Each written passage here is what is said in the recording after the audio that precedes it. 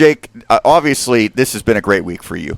You had the big performance on Tuesday, and then you get to start today, and you contribute in the first game. You reached in every one of your plate appearances. You kept it up here in the second game. What has been working for you?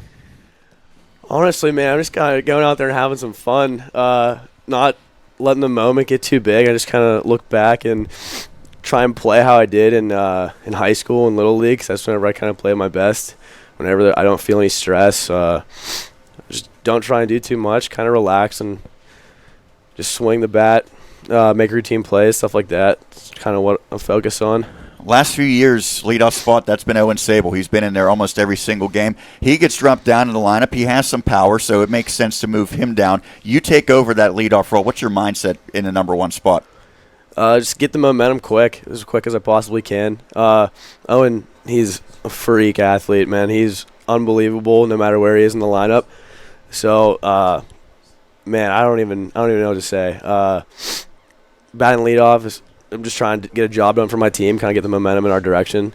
And today it worked out for me. Yeah, you certainly did that. I mentioned you got on every time in the first game. You went 3 for 3, also hit by a pitch. I know that's a big thing for Seton Hill players, getting hit by a pitch, and it happens a lot.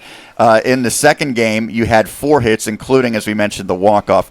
Let's talk specifically about bottom of the ninth. Your team had so many opportunities to win this one. In the 6th, you could have pulled ahead. In the 7th and 8th, you had chances to walk it off. Finally, you came through in the 9th. What did you see in that at-bat? Well, the at-bat before, he threw me 2 fastballs that were up and in, and he beat me on both of those. So my mindset going into the last at-bat was don't let him beat me again. I wrote him underneath. I wrote in my hat today, play like a savage, and my mindset going into pretty much all my at-bats, but especially the last one, was be a savage and win the baseball game for your team. Don't try and do too much. Just see the ball, hit the ball.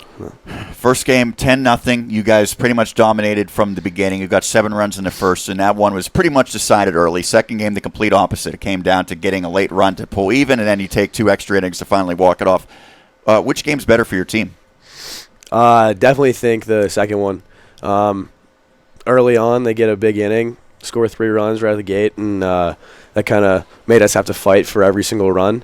Caden Wood came in and put up huge zeros all through the game. Nash came in, put up huge zeros. Even Jared Dowie after the first inning, where he let up that home run, he came back and just dominated the strike zone. So it really made us all lock in at a whole nother level. I know in those 10-0 games, you kind of lose focus towards the end of the game, but it made us lock in throughout the whole game. And props to our pitchers for kind of keeping us in it with those zeros, because the bats weren't as hot as they were in the first game. But no, it was definitely the second game for sure.